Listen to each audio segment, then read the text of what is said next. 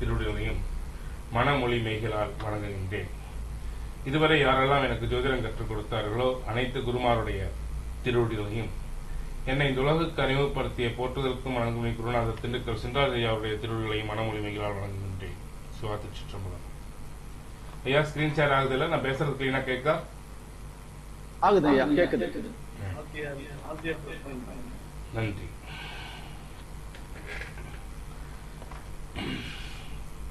திருமண பொருத்தம் ஐயா சொன்ன மாதிரி இன்னைக்கு பாத்தீங்க அப்படின்னா 222வது கூட்டம் சொன்னாங்க. 6/6/222 சுக்கிரன். திருப்பாண்டி கொடுமுடிநாதரை பொறுத்தவரையிலும் சுவாமியினுடைய வைரமணி, மேருமலையினுடைய ஒரு சிகரம் வைரமணி விழுந்த இடம் சுக்கிர சேத்திரம். இன்னைக்கு சுக்கிரனுடைய சேத்திரத்தில் இருந்து எம்பெருமானுடைய அருளோடு அவனுடைய கருணையோடு இந்த சைவ சித்தாந்தமும் திருமண பொருத்தமும் என்ற தலைப்பில் உரையாற்றுகிறோம். இதற்கு வாய்ப்பு கொடுத்த ஸ்டார் அகாடமி நிறுவனர் ஐயா அவர்களுடைய திருவடியையும் வணங்கிக் கொள்கிறோம். சீனிவாசன் ஐயாவை பொறுத்தவரையிலும் ரொம்ப அன்பானவர். எல்லாரையும், எல்லா ஜோதிடர்களையும் ஒரு வெளிச்சத்துக்கு கொண்டு வரணும். ஜோதிடர்கள் ஒரு உயர்ந்த நிலைக்கு வரணும். அவருடைய வாழ்க்கை தரம் உயரணும். எங்கோ ஒரு மூலையில் ஒரு ஜோதிடன் 1000 திறமைகள் வைத்திருந்தாலும் வெளிவர முடியாமல் தவித்துக் கொண்டிருக்கும் ஜோதிடனையும் இந்த உலகுக்கு அறிமுகப்படுத்தி அவர்களையும் வாழ வைக்கும் அரும் பணியை செய்து கொண்டிருக்கிறார். மென்மேலும் அவரும் அவரை சார்ந்தோர்களும் அவருடைய குடும்பமும் பாண்டி கொடுமுடிநாதருடைய அருளால் உயர்ந்து சிறந்து எல்லா புகழும் பெற்று வாழ வேண்டும் என்று எல்லாம் வல்ல இறைவனை பிரார்த்தனை செய்து கொண்டு, சைவ சித்தாந்தத்திற்கும் திருமண பொருத்தத்துக்கும் என்னங்கயா சம்பந்தம்? சைவ சித்தாந்தத்துக்கும் ஜோதிடத்துக்கும் என்ன சம்பந்தம்? ஜோதிடம் வேறு, சைவ சித்தாந்தம் வேறு, அப்படித்தான் நம்ம நினைக்கிறோம். அல்ல, வேதங்களுடைய ஒரு அங்கம்தான் ஜோதிடம். வேதபுருஷனுடைய கண்களாக சொல்லப்படுவது ஜோதிடம். மற்ற உறுப்புகளும் உண்டல்ல. முதல்ல நம்ம கல்வி கற்கக்கூடிய, படிக்கக்கூடிய நம்ம ஒரு மாணவர்கள், அதாவது நான் என்ன சொல்றேன்னா, நீங்க ஜோதிடம் கற்கணும் அப்படின்னா முதல்ல உங்களுக்கு ஒரு சின்ன ஒரு இது சொல்றேன். உங்களுடைய இதயத்தில் இருக்கக்கூடிய ஏற்கனவே ஜோதிட சம்பந்தமான விஷயங்கள் அனைத்தையும் ஒரு வகுப்புக்கு போகும் பொழுது அத்தனையும் இன்னொரு ஃபைல்ல போட்டு அப்படியே வெறுமையா போங்க. கிளாஸ் கேட்கும் பொழுது உள்ளுக்குள் எதையும் வைக்காதீங்க. அந்த வெறுமையோடு எல்லாம் எப்படி நாம ஒரு பென் டிரைவர்ல ஏத்துறோம்னா அந்த பென் டிரைவர் ஃபுல்லா கிளியர் பண்ணிட்டு அதை ஏத்துறோம். ஒரு ஹார்ட் டிஸ்க் எவ்வளவு ஃபுல்லா ஸ்டோரேஜ் இருந்ததுன்னா மறுபடியும் இன்னும் நேரமா. அப்படிதான் நீங்க ஒவ்வொரு கிளாஸும் போகணும். ஒருத்தர் செண்பகப்பூ கொடுப்பாங்க, ஒருத்தர் மல்லிகைப்பூ கொடுப்பாங்க, ஒருத்தர் ரோஜா பூ கொடுப்பாங்க. இந்த எல்லா பூக்களையும் வாங்கி சென்று அதுக்கப்புறம் நீங்க எல்லாத்தையும் வைத்து அழகிய மாலையாக கோர்க்க தெரிந்த ஜோதிடனே இன்னைக்கு வெற்றி பெறுகிறான். அப்படி எந்த ஜோதிடருக்கு தெரியுதோ அந்த ஜோதிடரை முதன்மையாக வெற்றி பெற முடியும். நம்ம உள்ளுக்குள்ளேயே நிறைய வச்சுட்டோம் ஏற்கனவே கருத்து அப்படின்னா அவங்க சொல்ற கருத்துக்கு விவாதம் தான் வருமோ தவிர அந்த கருத்துக்கு உள்ளுக்கு போய் நமக்கு பதியாது. அது ஒவ்வொரு மாணவர்களிடத்திலும் கேட்பது அதுதான். நீங்க மகாபாரதத்துல அர்ஜுனன் மட்டும் ஏன் அப்படி பிடிச்சிட்டாங்க யோசிச்சு பாருங்க. மற்ற மாணவர்களுக்கு அர்ஜுனனுக்கு மட்டும் தனியா சொல்லி கொடுத்தாரா துரோணர்? அப்படிலாம் கிடையாது. அர்ஜுனனுடைய கெப்பாசிட்டி, ஒரு இடத்துல ஒரு வித்தையை கத்துக் கொடுக்கிறார், எல்லா மாணவர்களையும் அழைத்து கத்துக் கொடுக்கிறார். அப்ப அர்ஜுனனை போய் வீட்டுல ஆத்துக்கு போய் குளிக்கிறதுக்கு எண்ணெய் தையில கிண்ணத்தை வச்சுட்டு வந்துட்டேன், நீ அதை எடுத்துட்டு வான்னு சொல்லிட்டார். அந்த கிண்ணத்தை கீழே வைக்காத கொண்டுட்டு வான்னு சொல்லிட்டார். அவன் வர்றதுக்குள்ள ஒரு வித்தையை கத்துக் கொடுத்தார். கத்துக் கொடுத்து எல்லாரும் ஆத்துக்கு போயிட்டாங்க. அர்ஜுன் அந்த எண்ணெய் கிண்ணத்தை எடுத்துட்டு வரான். வந்த உடனே பாக்குறான் குருவோட அந்த கால் தாரையை வச்சே வர்றான்.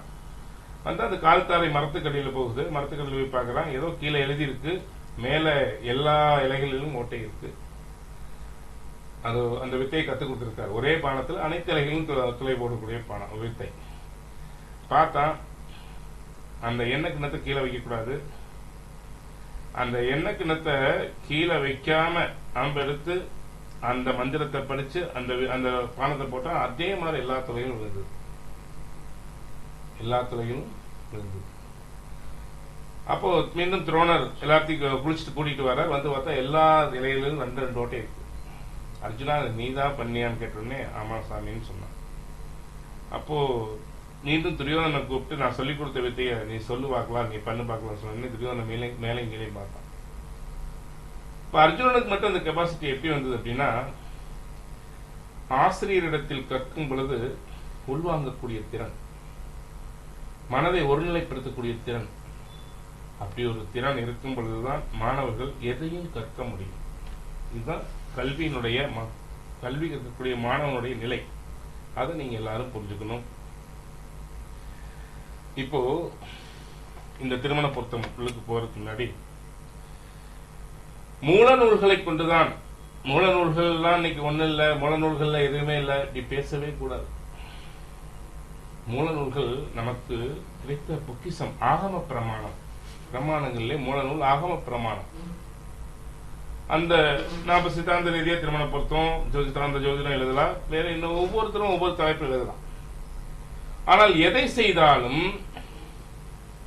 செய்தாலும் மூல நூல் சொல்லப்பட்ட கருத்துக்களை கால தேச வர்த்தமானத்துக்கு தகுந்தாற்போல் அதை வளைத்து நிலைத்து எழுதலாமே தவிர அதை மாற்றி அதனுடைய பொருள் மாறும்படி எழுதக்கூடாது. அதுதான் ஜோதிடத்தினுடைய உண்மை. அதைத்தான் நம்ம சைவ சித்தாந்தத்துல முதல் உண்மை விளக்கம் என்ற நூல்ல இதான் நான் இதை திருமண பொருத்தத்துக்காக இதனை எடுத்துக்கொண்ட சைவ சித்தாந்த முதல் நூல் வனவாசங்கிற தேவர் எழுதிய நூல். இந்த நூலில் தான் நான் உதாரணங்களை எடுத்துக்கொண்டேன். வன்மை தரும் ஆகம நூல் வைத்த பொருள் வலுவா வண்ணம் உண்மை விளக்க முறை செய்ய தின்மதஞ்சேர் அந்தி நிற தந்திமுக தொந்தி வயிற்று ஐங்கரனை பந்தமர புந்தியில் வைப்பான். இதுல என்ன சொல்றாரு? வன்மை தரும் ஆகம நூல், ஆகம சாஸ்திரங்கள் வேத சாஸ்திரங்கள் என்ன சொல்லியதோ அதற்கு முரண்படாமல் அந்த கருத்துக்களை நான் அப்படியே இந்த சித்தாந்த நூல்கள்ல கொண்டு வர்றேன். சைவ சித்தாந்த நூல்கள் என்ன அப்படின்னு முதல்ல நீங்க தெரிஞ்சுக்கணும். வேத ஆகம சாஸ்திரங்கள் சமஸ்கிருதத்தில் இருக்கு. அந்த வேத ஆகம சாஸ்திரங்களை அப்படியே தமிழ் மொழியில கொண்டு வந்ததுதான் நம்முடைய சைவ சித்தாந்த நூல்கள். நம்ம எப்பேற்பட்ட பாக்கியவன், தமிழனாக பிறந்ததுக்கு மிக மிக புண்ணியம் பண்ணிருக்கிறோம். நமக்கு அது தெரியல, நமக்கு அதனுடைய பெருமை தெரியல. சைவ சித்தாந்தமாலே புரியாது, சைவ சித்தாந்தமாலே புரிந்து கொள்ள முடியாது, தெரிந்து கொள்ள முடியாது. அது ரொம்ப கடினம். இப்படியே நம்ம விலகி போயிட்டோம்.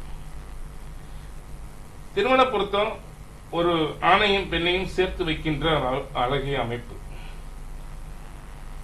10 பொருத்தம் முக்கியம்தான், நான் இல்லைன்னு சொல்ல. 10 பொருத்தம் இல்ல, 10 பொருத்தம் இல்ல, அத 10 பொருத்தம் சொல்லப்பட்டுள்ளது முக்கியம். இப்ப அன்னைக்கெல்லாம் 10 பொருத்தம் தான் பார்த்தோம். ஒரு கட்டத்துல 10 பொருத்தம் பார்த்தா தீர்ந்தது. நட்சத்திரத்தை சொல்லுவாங்க, 10 பொருத்தம் ஜாதகமே இருக்காது. நட்சத்திரத்தை பேரை வச்சு பேர் பொருத்தம் பார்ப்பாங்க. நட்சத்திரம் பேர் நட்சத்திரப்படி பேர் வச்சிருப்பாங்க. நான் நட்சத்திரம்னு சொல்லுவாங்க. ஊருக்கு பெரிய ஜோதிடர்கள் இருப்பாங்க, அவங்க சொல்லுவாங்க. கல்யாணம் பண்ணிடுவாங்க, வாழ்ந்தாங்க. அன்னைக்கு எப்படி வாழ்ந்தாங்க, இன்னைக்கு ஏன் இவ்வளவு டைவர்ஸ் ஆகுது, இவ்வளவு பிரச்சனைகள் ஆகுது? எத்தனை பொருத்தம் பார்த்தாலும் அதை சரியா கொண்டு வர முடியல. இன்னைக்கு இவ்வளவு பிரிவினைகள் வருது அப்படின்னா, நம்முடைய மூதாதையர்கள் உணர்வு சார்ந்த மனிதர்கள், உணர்வு அதிகம் வளர்த்து வச்சிருந்தாங்க. அப்ப அந்த அன்பு, பாசம், கருணை, ஒழுக்கம் இது எல்லாமே இருக்குது. இன்னைக்கு அறிவு சார சார சார அறிவு அதிகமாக அதிகமாக உணர்வு குறைய குறைய எப்பவுமே புத்தி அதிகமானா மனிதனுக்கு சுயநலம் அதிகமாகும். இந்த சுயநலம் சமூகத்திலிருந்து நம்மை பிரித்தது, தாய் தந்தையரிடமும் நம்மை பிரித்தது. இன்று கணவன் மனைவிக்குள்ளும் சுயநலம். நீ இவ்வளவு சம்பாதிக்கிற, நான் அவ்வளவு சம்பாதிக்கிறேன், நீ உனக்கு எதுக்கு நான் கட்டுப்பட்டு நடக்கணும், உனக்கு எதுக்கு நான் கட்டுப்பட்டு நடக்கணும், என்னுடைய எதிர்பார்ப்பை நீ பூர்த்தி செய்ய மாட்டேங்கிற, உன்னுடைய எதிர்பார்ப்பை நான் பூர்த்தி செய்யல. இதுதான் பிரச்சனை. ஒரு சின்ன குண்டூசி அளவுக்கு ஒரு கீறல் விழுந்தாலும் இன்னைக்கு வலுவில்லாம அது உடைஞ்சு போயிருக்கு திருமணம் பண்ணி. இப்போ இது யாருக்கு விடப்பட்ட சவால்னா, நம்மை போன்ற ஜோதிடர்களுக்கு விடப்பட்ட சவால். இனிமேல் ஜாதக பலன் பார்க்கறதுல கூட அவ்வளவு சிரமம் இல்லை. ஆனா திருமண பொருத்தம் பார்க்கிறது ரொம்ப சிரமம். ஏன்னா அது அவ்வளவு கடினமான ஒன்று. யாருன்னே தெரியாத ஒருத்தரையும் இணைத்து வைக்கணும். அப்போ நம்ம அப்டேட் பண்ணிக்கணும். ஏதோ அப்டேட் பண்றோம் அப்படின்னா, புதுப்பிக்கிறோம் அப்படின்னா, ஏதோ நம்ம கருத்துக்களை கொண்டாந்து புதுப்பிக்கிறது அல்ல. இதையெல்லாம் ஞானிகள் முன்னாடியே சொல்லி வச்சுட்டாங்க. இப்படி ஒரு சூழ்நிலை வருண்டா, அன்னைக்கு நீ இதை எடுத்து பயன்படுத்து அப்படின்னு சொல்லி வச்சுட்டாங்க. அப்படி இறைவனுடைய அருளால் எனக்கு கிடைத்ததுதான் சைவ சித்தாந்த நூல். சைவ சித்தாந்தத்தை நான் அறியேன் இறைவனுடைய அருளால் தர்மபுரம் ஆதீன மடத்துக்கு உட்பட்டு அங்கேயும் பயின்றேன். இலங்கை ஜெயராஜ் ஐயா அவர்களுடைய சைவ சித்தாந்த வகுப்பிலும் பயின்றேன். இறைவனுடைய அருளால் அற்புதமான குருமார்கள் கிடைத்தார்கள். அந்த குருவர்களும் திருவர்களும் தான் இந்த சித்தாந்தத்தையும் ஜோதிடத்தையும் இணைக்கக்கூடிய ஒரு வாய்ப்பை எனக்கு கொடுத்தது. இப்ப அதுக்குள்ள போகும். ஏன்னா நமக்கு கொடுக்கப்பட்ட நேரம் 2 மணி நேரம். இதுல நான் எவ்வளவு கருத்துக்கள் சொல்ல முடியுமோ சொல்றேன்.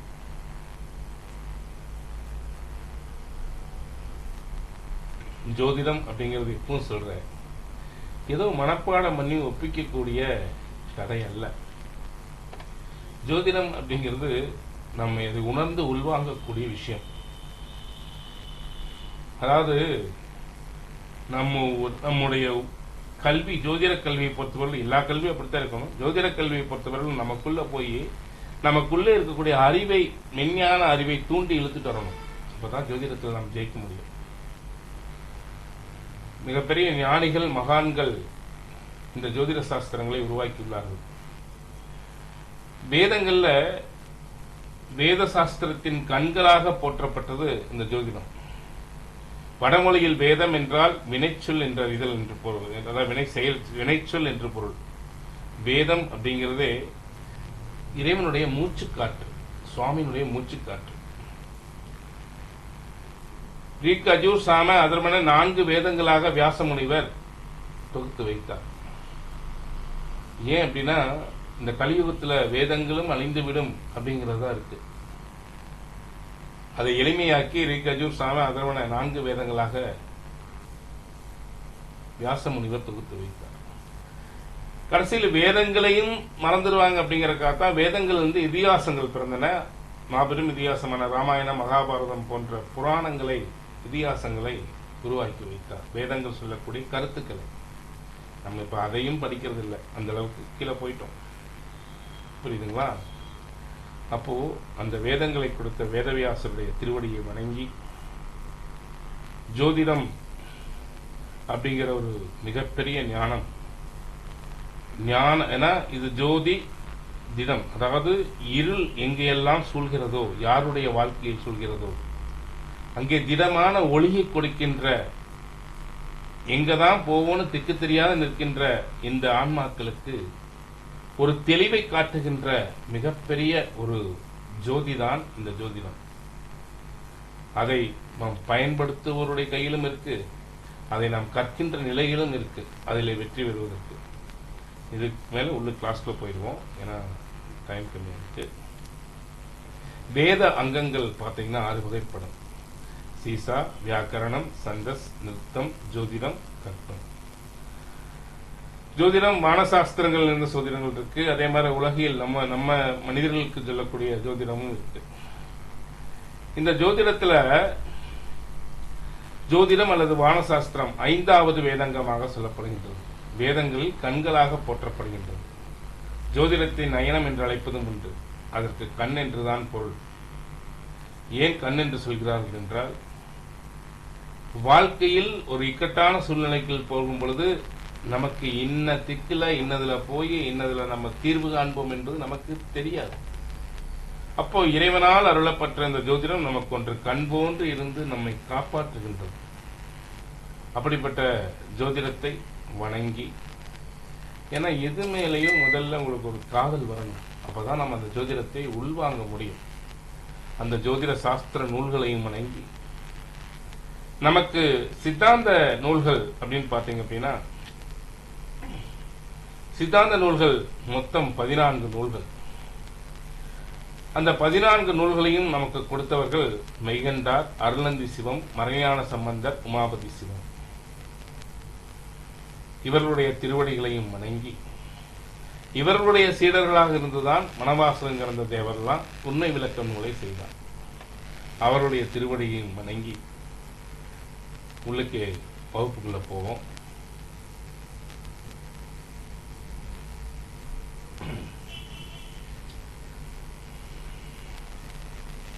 ஜோதிடம் என்பது இன்னைக்கு திருமண பொருத்தம் அப்படிங்கிற ஒரு விஷயம் அப்படின்னு பார்த்தீங்கன்னா ரொம்ப ரொம்ப ஒரு கடினமான ஒரு விஷயம். அந்த திருமண பொருத்தத்தை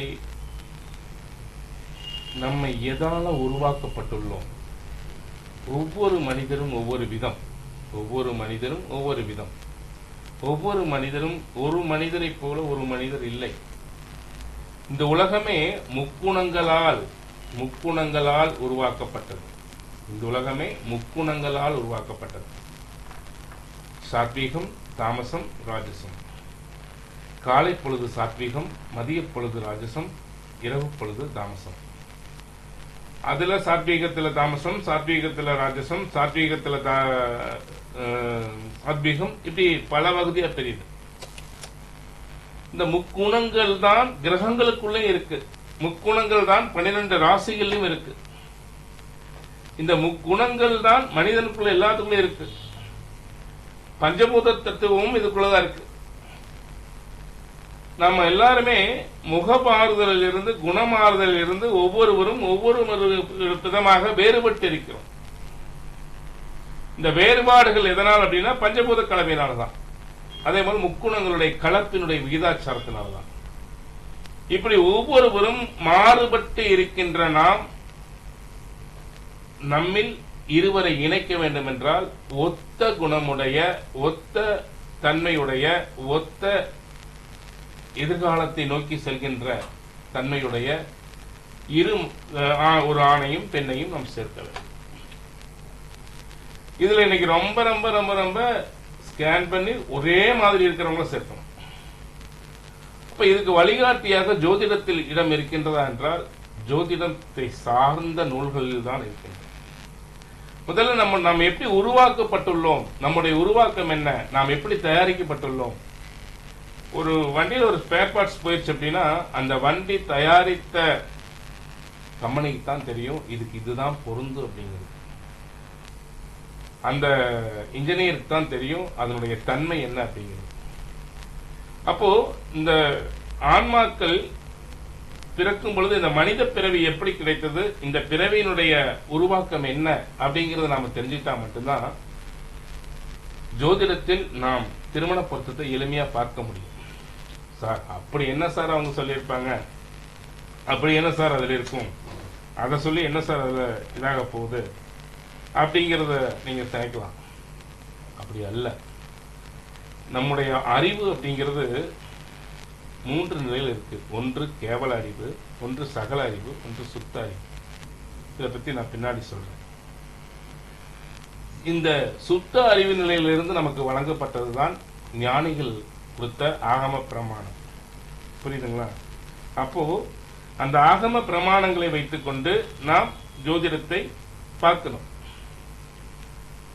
அதை விட்டுட்டு நம்ம எப்படி வேணாலும் பார்க்கலாம், எப்படி வேணாலும் சொல்லலாம் சொல்லுன்னு வச்சுக்கோங்க. கடைசியில வாழ்க்கை எப்படி இருக்குன்னா ஒரு விஷயம் சொல்லுவாங்க, சரியானதெல்லாம் எல்லாமே சரியானதல்ல. அது என்ன, சரியானதெல்லாம் எப்பவுமே சரியா இருக்காது. ஆமா, இப்போ கல்யாணம் பண்றோம், சரியானது நினைச்சுதான் பொண்ணு பார்க்க போறோம், ஜாதகம் பார்க்கிறோம், அவரு சரின்னு சொல்றாரு ஜோசியரும், பத்திரிக்கை அடிக்கிறோம், முறையா எல்லாமே பண்றோம், எல்லாரையும் கூப்பிட்டு விருந்து வச்சு வரவேற்பு வச்சு திருமணம் பண்றோம். அப்ப எல்லாமே சரியாத்தான் படுது. அப்ப சரியா பட்டுதான் செய்யற விளையாடும் இல்லைங்க ஐயா பரமேஸ்வரன் சார், அப்படித்தானே? அப்ப சரின்னு தான் பண்றோம்.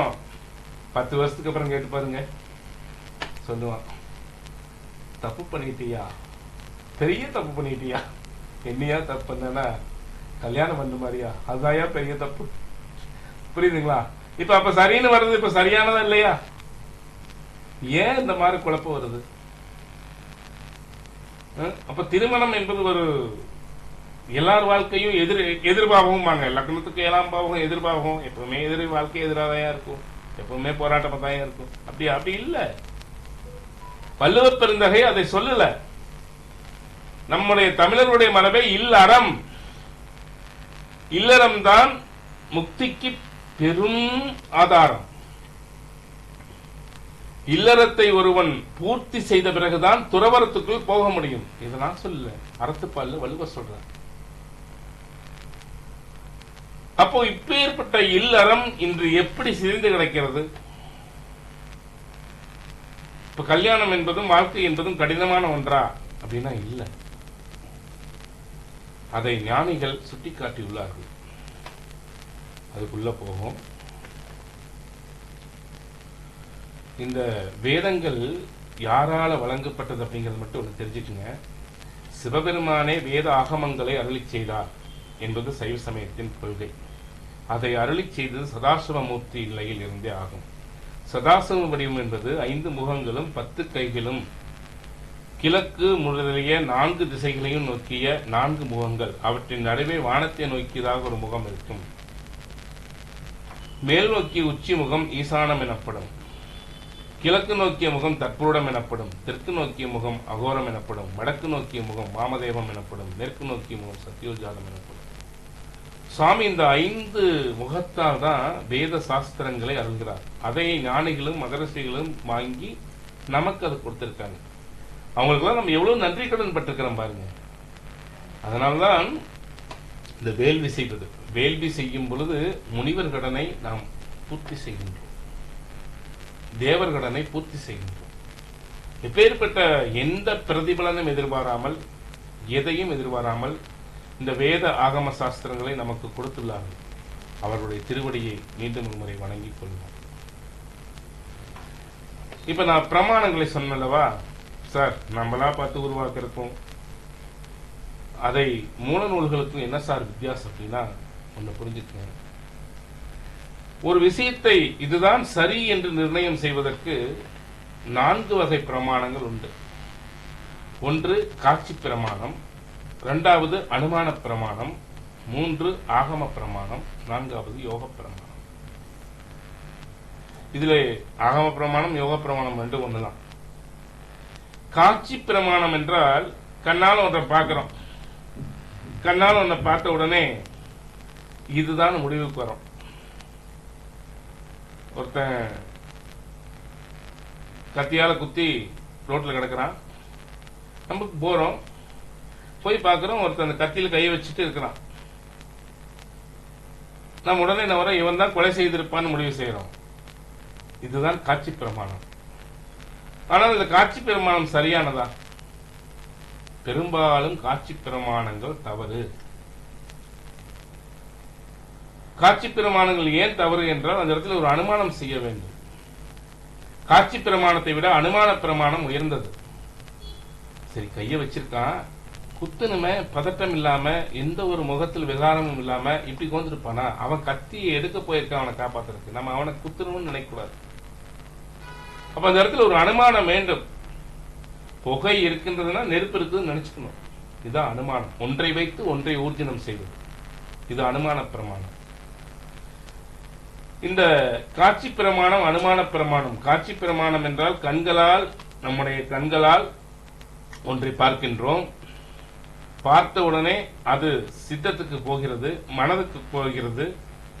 மனதுக்கு போன உடனே மனம் அதுவா இதுவா என்று குழம்புகிறது. இப்ப நான் ஐயா ராமசுப்பையா வர்றாங்க, அவங்கள நான் நேர்ல பார்த்தது இல்லை, இதுல பார்த்திருக்கேன், யூடியூப்ல பார்த்திருக்கேன். அப்ப ஐயாவா அப்படின்னு ஒரு முடிவு பார்த்த உடனே என்னுடைய மனதுக்கு போகுது, மனம் குழம்புது. ஐயாவா இருக்குமா, வேறாவா இருக்குமா? உடனே ஏற்கனவே ஐயாவை நான் பார்த்திருக்கிறேன் அல்லவா, அது சித்தத்துக்கு அனுப்புது. புத்தி இடத்தில் கேட்குது, புத்தி சித்தத்துக்கு அனுப்புது. புத்தி சித்தத்துக்கு அனுப்புனே சித்தத்தில் ஏற்கனவே அவருடைய உருவம் பதிந்திருக்கும். அந்த உருவத்தை எடுத்து ஒப்பிட்டு பார்க்குது. ஒப்பிட்டு பார்த்த உடனே ஐயா தான் வர்றாங்க அப்படிங்கறத உறுதி செய்து அகங்காரத்துக்கு கொடுக்குது. அகங்காரம் ஐயா தான் வர்றாங்கன்னு புத்திக்கு சொல்லுது. புத்தி சொன்னதை எடுத்துட்டு உடனே நாம் செயல்படுகிறோம். இதெல்லாம் ஒரு நொடி பொழுதுல நமக்குள்ள நடக்குதுங்க. இதுதான் காட்சி பிரமாணம். அடுத்தது யோக பிரமாணம். ஆகம பிரமாணத்தை பத்தி உங்களுக்கு சொல்லிட்டேன். அடுத்தது யோக பிரமாணம் அப்படின்னா என்ன அப்படின்னா,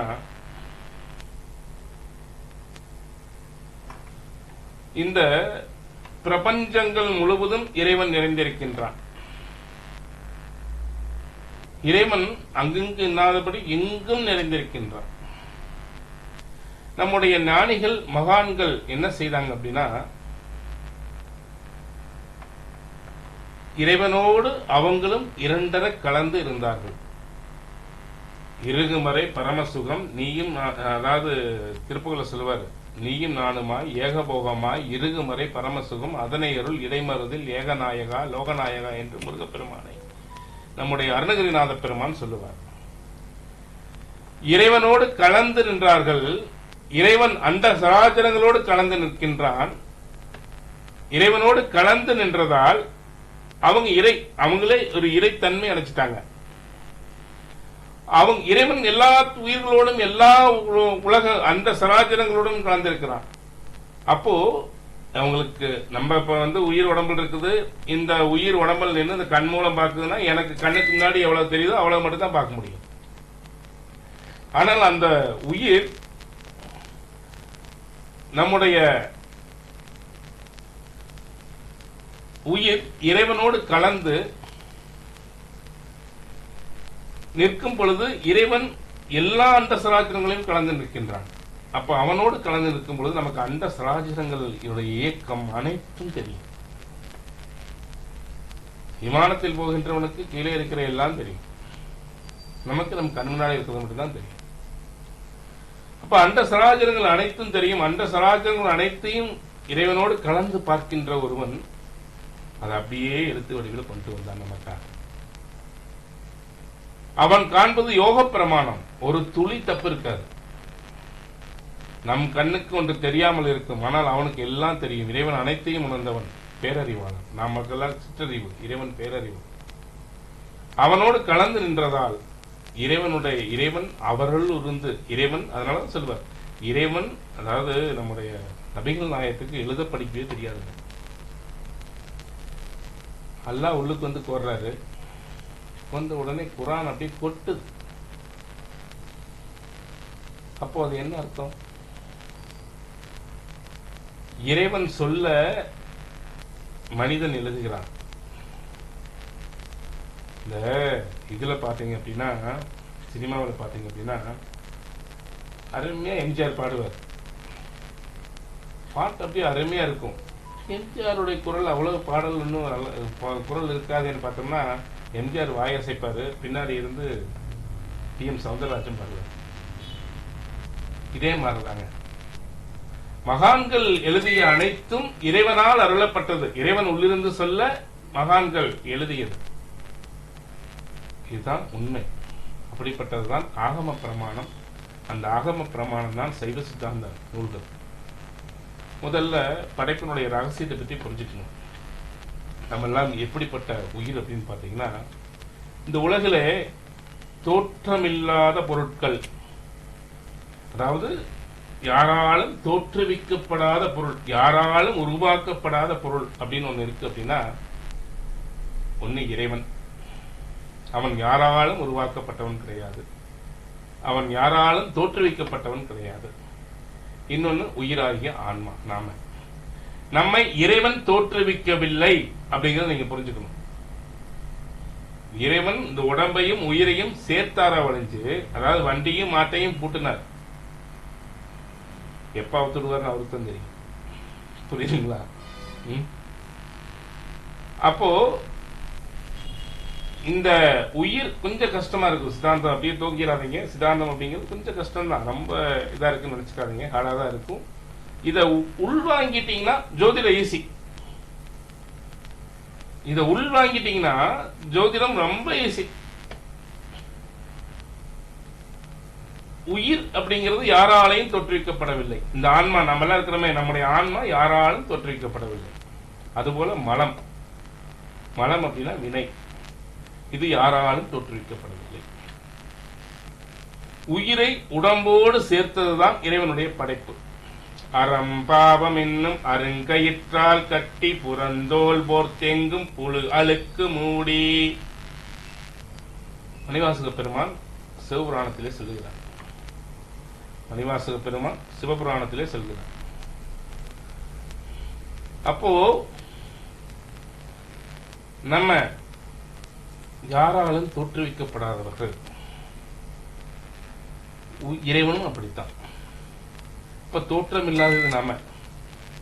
பதி என்பவன் இறைவன், பசு என்பது நாம, பாசம் என்பது மலம், மலம்னா வினை.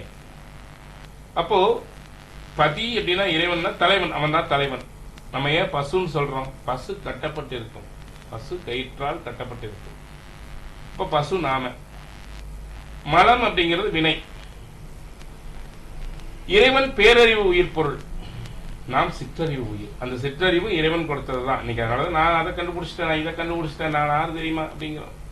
நம்மளால ஒன்னே முடியாதுங்க.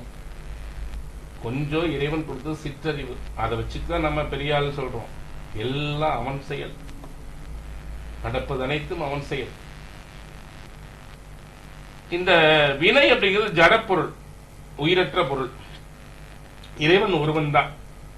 அவன் தான் முருகன், அவன் தான் விஷ்ணு, அவன் தான் அம்பிகை, அவன் தான் இயேசுநாதர், அவன் தான் அல்லாஹ். இது புரியாம மதம் மதம் மதம்னு மதச்சண்டை போட்டுட்டு தம்பி, எங்காவது வானத்துல இதோட வகுத்து இந்த பக்கம் சிவபெருமானும் இந்த பக்கம் அல்லாவும் இருப்பார்களா? ஒருவனேதான் பல உருவாக வருகின்றான், உலகெல்லாம் உணர்ந்து ஓதற் கரியவன், நிலவுலாவிய நீர்மலை வேணியன், அழகில் ஜோதிய நம்பளத்தான்.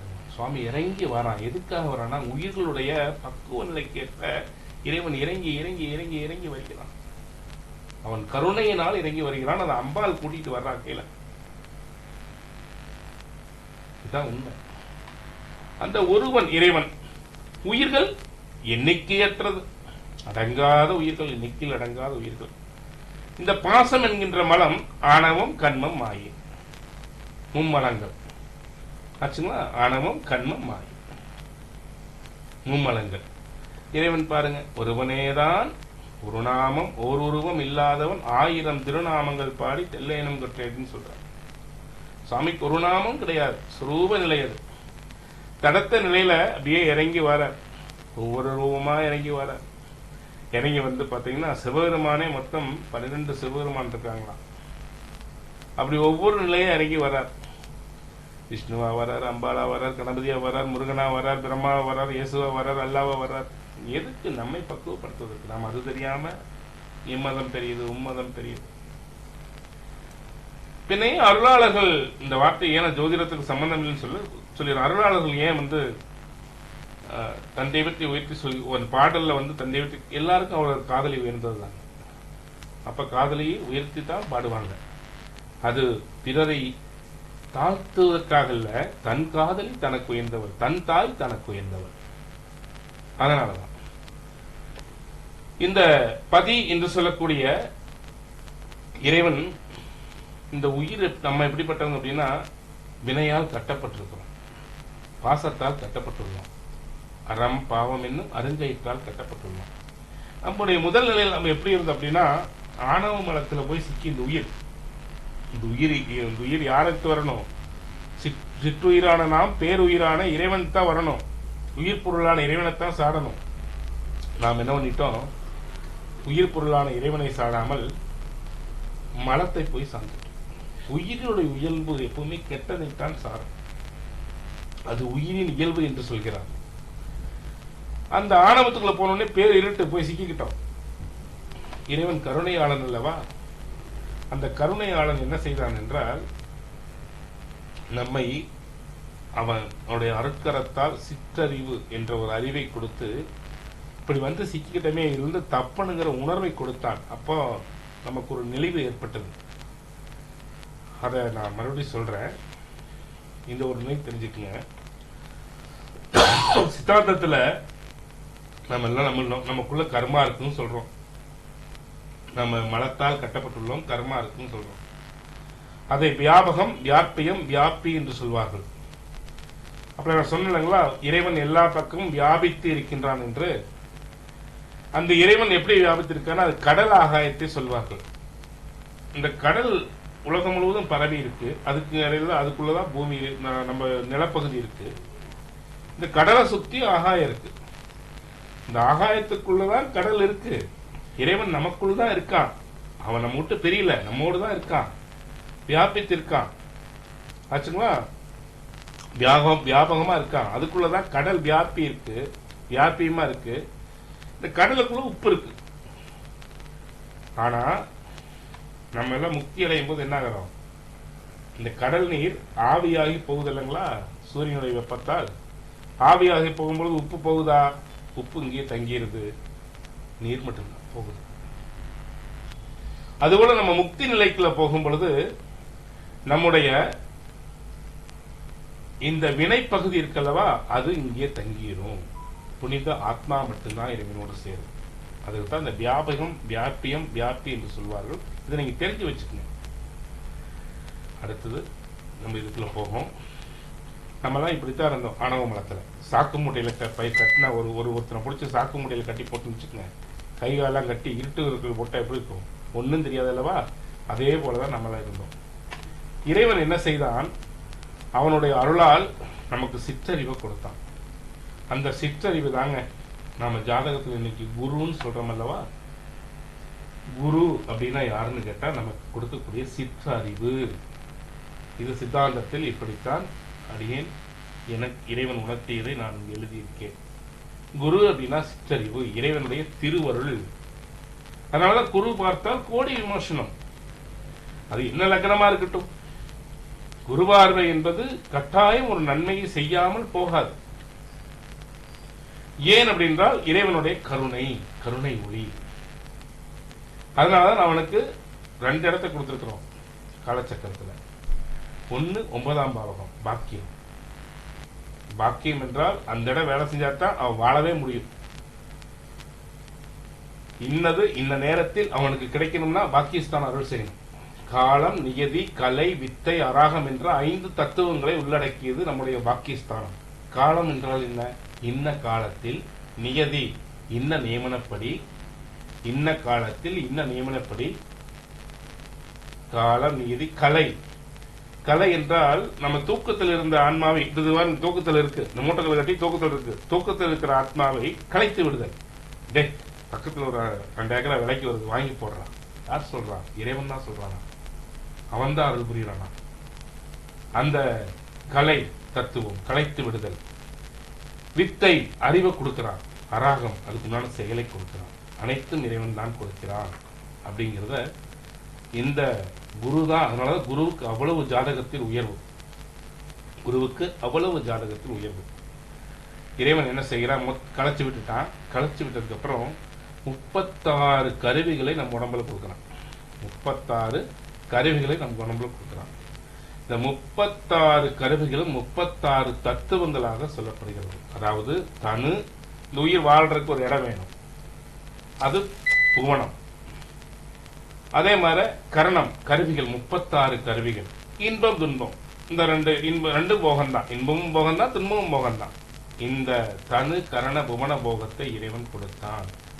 எதிலிருந்து கொடுத்தான்? மாயையிலிருந்து, மாயா தத்துவத்திலிருந்து. இந்த 36 கருவிகளை கொடுத்து, புவனத்தை கொடுத்து, கரணம் 36 கருவிகள் கொடுத்து. 36 கருவிகள் என்னென்ன அப்படின்னு பாத்தீங்க அப்படின்னா, இது நான் ஒரு தெரிஞ்சுக்குங்க.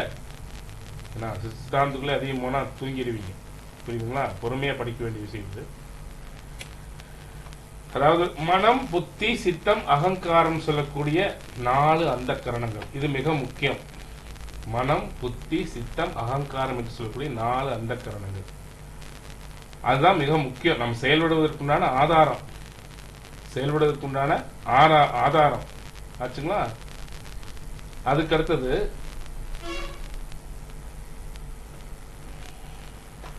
நம்முடைய கருவிகள்ல அந்த கரணங்கள் 4. அறிவு கருவி 5, அறிவு கருவி 5, செயல் கருவி 5.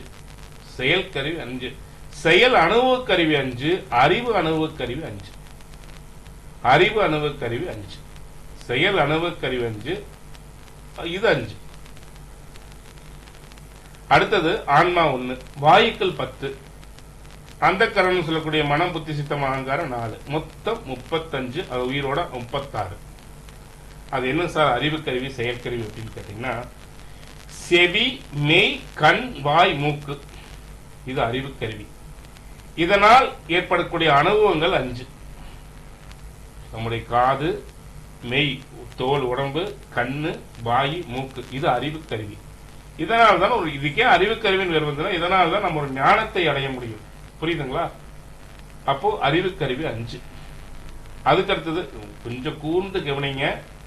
இது உங்களுக்கு ஒரு ஒரு புதுசா இருக்கு, புரியல அப்படிங்கறத உணராது நினைக்காதீங்க. இதை சிந்திச்சு பாருங்க, உள்வாங்கி சிந்திச்சு பாருங்க, உங்களுக்கு பெரிதும் பயன்படும். அறிவு கருவி 5.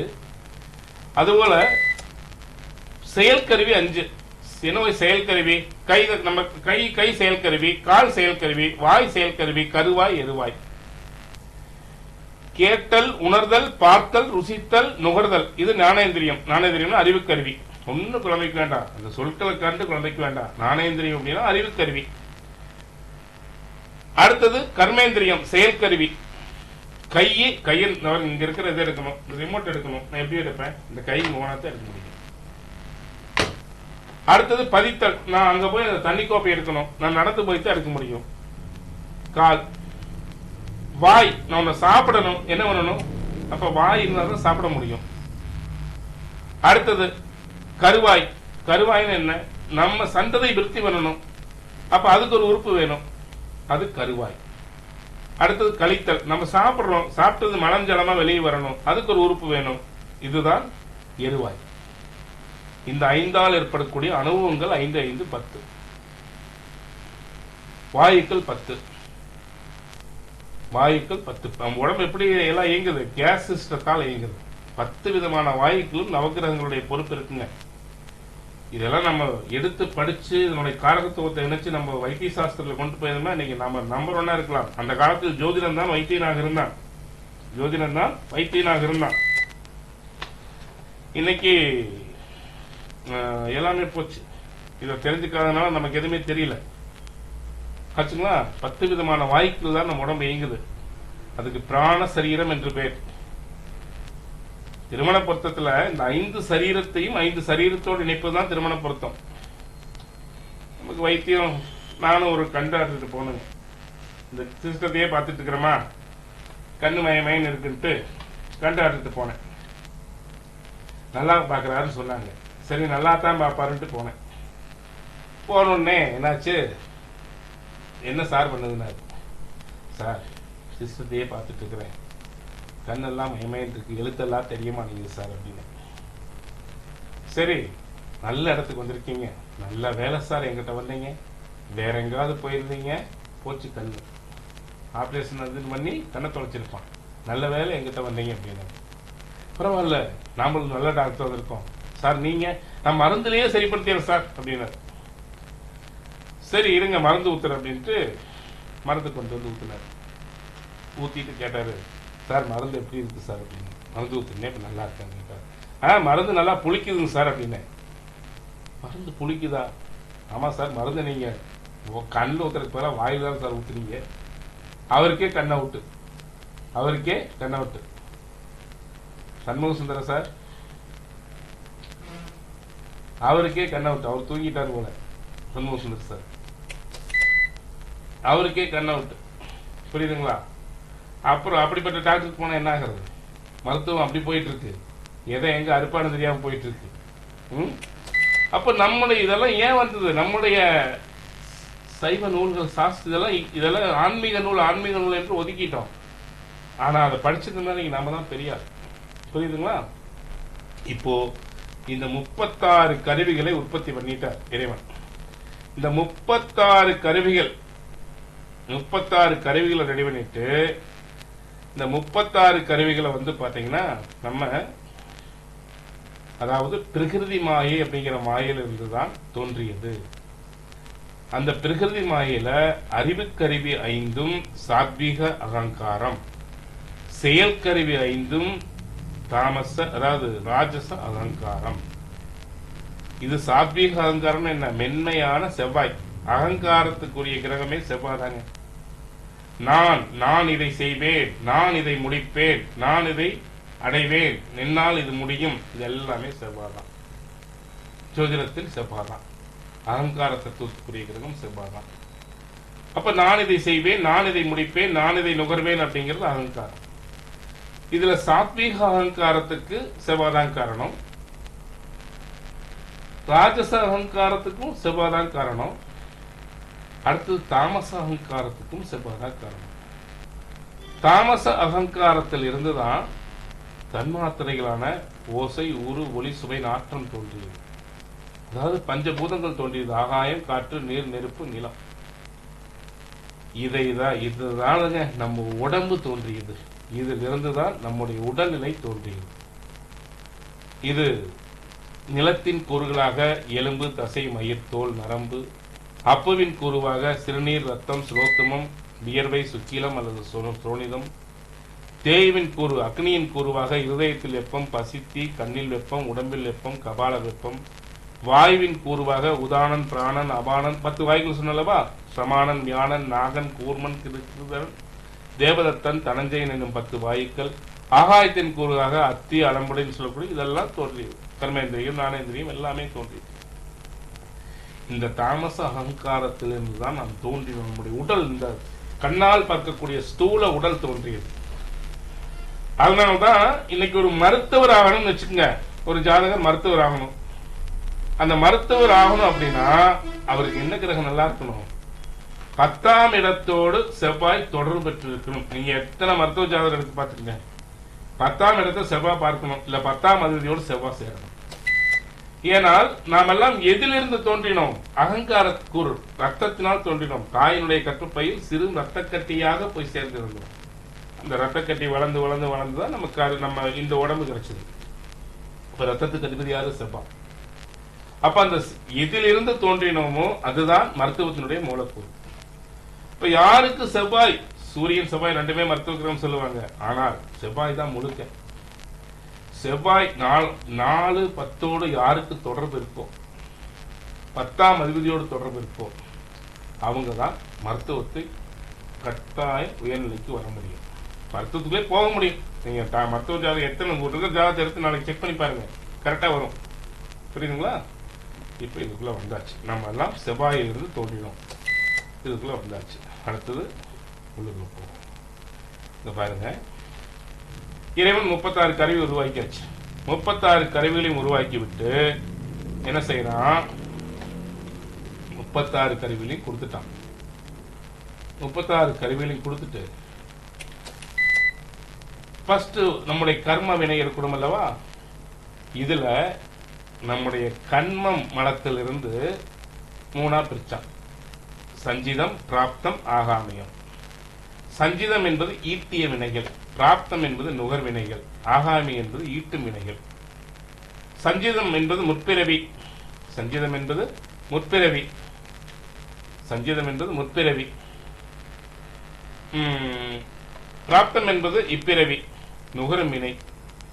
ஆகாமி என்பது வரும் பிறவி, ஈட்டுகின்ற வினை. இந்த வினைப்பகுதியில சஞ்சித கர்மாவிலிருந்து ஒரு குறிப்பிட்ட கர்மாவை எடுத்தான். உயிரினுடைய பக்குவத்திற்கு ஏற்படுத்தான். இந்த உயிர் என்ன பக்குவப்பட்டதோ அந்த பக்குவத்திற்கு ஏற்படுத்தான். இப்ப சதீஷ் படிக்கிறோம்னா இந்த சதீஷனுடைய ஆன்மா என்ன பக்குவப்பட்டிருக்கோ அந்த பக்குவத்திற்கு ஏற்படுத்தான். இந்த பக்குவத்திற்கு ஏற்ப எடுத்து என்னை எல்லா விஷயத்திலும் இப்ப எல்லா ஸ்பேர் பார்ட்ஸ் தனித்தனியா தயாரிச்சாச்சு. 36 கருவிகள் தயாரிச்சாச்சு. வினைப்பகுதி ஒன்று எடுத்தாச்சு. இது என்ன வண்டியா உருவாக்க போறோம்னு முடிவு பண்ணியாச்சு. முடிவு பண்ணிட்டு ஃபர்ஸ்ட் நம்முடைய உடம்ப முதல்ல ஆனந்த உடல் ஒன்று தயாரிக்கிறான். அதான் இன்ஜின். இந்த ஆனந்த உடலுக்கு அதிபதி சூரியன். கொஞ்சம் நல்லா கவனிங்க, இதுதான் முக்கியம். திருமண பொருத்தத்துல ஆனந்த உடலுக்கு அதிபதி சூரியன். முதல் கோஷம் ஆனந்த கோஷம், ஆனந்தமய கோஷம் சொல்லுவோம். ஒன்னு வார்த்தைகள் தான் பெருசா இருக்கும், ஈஸியா புரிஞ்சுக்கலாம். ஆனந்தமய உடல், இதுதான் சூரியன் இருக்கக்கூடிய ஆத்மா இருக்கக்கூடிய உடல். அதுக்கு அடுத்தது இந்த ஆனந்த உடலுக்குள்ளதான் அகங்கார தத்துவம் இருக்கு. அதனாலதான் மேச லக்கணத்துல சூரியன் உச்சம். நம்ம எல்லாம் விழிச்சிருக்கும் போது இந்த உயிர் நெற்றி பொட்டுல தான் இருக்கும். நம்ம விழிச்சிருக்கோம்னா உயிர் நெற்றி பொட்டுல இருக்கும். அந்த நெற்றி பொட்டு தான் நம்ம லக்கணங்கள் 12 ராசிகள்ல மேசம். அந்த மேச லக்கணத்துல தான் செவ்வாய் இருப்பார்.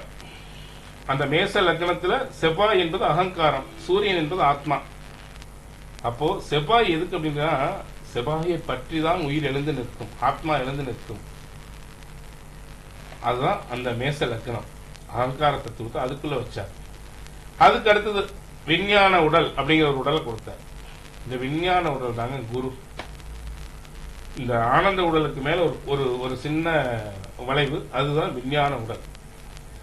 அதுக்கப்புறம் இந்த விஞ்ஞான உடம்புக்குள்ள 5 தத்துவங்கள் வச்சார். காலம், நியதி, கலை, வித்தை, அராகம். இதை நான் சொன்னலவா, இன்ன காலத்தில் இன்னது இவனுக்கு கிடைக்கணும் அப்படிங்கிறத இந்த விஞ்ஞான உடம்பு தான் முடிவு செய்யுது. இறைவன் கொடுத்த சிற்றறிவு வச்சுதான் முடிவு செய்யுது. இது ஆன்மாவிற்கு சட்டை போல் விளங்குது. ஆன்மா கஞ்சுக சரீரம் என்று பெயர். அதுக்கு அடுத்தது மன உடல். இந்த மன உடலை கொடுத்தார். இந்த மன உடல் 3வது உடல். ஒன்னொன்னுக்கு ஒண்ணு உரை மாதிரி வருது, உரை போட்ட மாதிரி வருது. மன உடல் 3வது உடல். இந்த 3வது உடல் என்ன கேட்டீங்கன்னா மனோன்மய கோஷம். இதுக்கு யார் அதிபதினு கேட்டீங்கன்னா சந்திரனும் புதனும் கூட கேது. கேது என்ன கேட்டீங்கன்னா சித்தத்தினுடைய ரெக்கார்டிங் பகுதி. கேதுவும் புதனும் ரெக்கார்ட் செய்யக்கூடிய பதவி. அப்போ இன்னைக்கும் ஒரு ரெக்கார்டிங் பண்ணணும் அப்படின்னா அந்த ரெக்கார்டிங் பண்றதுல சிலிக்கான் ஒன்று இருக்கும். அது அந்த கருப்பும் செந்நிறமும் கலந்த மாதிரி இருக்கும். அது கேது ஆச்சுங்களா. அப்போ சந்திரன் புதன் கேது, சந்திரன் புதன் கேது, சந்திரன் புதன் கேது. அதற்கு அடுத்தது இது மனோ உடல். அதற்கு அடுத்தது இந்த மனோன்மய கோஷத்தில் தான் மனம், புத்தி, சித்தம், அகங்காரம் கலந்து நிற்குது. இந்த மனோன்மய கோஷத்துல மனம், புத்தி, சித்தம், அகங்காரம் கலந்து நிக்குது. ஆனந்த உடலோடு ஒட்டி நிக்குது அகங்காரம். எப்பவுமே செவ்வாய் சூரியனோடு ஒட்டி நிற்பார். அந்த நான் அப்படிங்கிற, அதனாலதான் நமக்கு இந்த இருக்கிறதால நான் எப்படி வருது, இந்த உயிர் எந்திரிக்கும் போதே நான் எப்பேற்பட்டவன் தெரியுமா, நான் யாரு தெரியுமா, இந்த வார்த்தைகள்லாம் வருது அல்லவே சூரியனோடு ஒட்டி அந்த நான்கிற அகங்காரம் தான் வெளிப்படுது. ஆனால் இது மனோன்மய உடலோடு தான் கலந்து நிற்குது. இது மனோ உடல். இந்த மனோ உடலுக்கு அதிபதி சந்திரன், புதன், கேது. அதற்கு அடுத்தது முதலில் ஒரு உயிர் இயங்குவதற்கு உடலும் உயிரும் சேர்த்து ஆத்மாவாகிய சூரியனும் உடலாகிய மேசமும் 5ஆம் பாவ சித்தமும் சிம்மமும் 9ஆம் பாவம் ஆகிய தனுசும் தான் காரணம். அப்ப நம்ம 1, 5, 9 திரிகோணம் சொல்றோம் அல்லவா.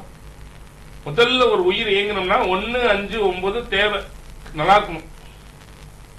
நம்ம நல்ல முறையா இருக்கணும் அப்படின்னா, நம்ம நல்ல செயல்படணும் அப்படின்னா, நல்ல செயல்பாடு, நல்ல மனிதரையா, நல்ல செயல்பாட்டுக்குரியவர், நல்ல தன்மை நம்ம இயங்குறோம் அப்படின்னா 1, 5, 9 நல்லா இருக்கணும்.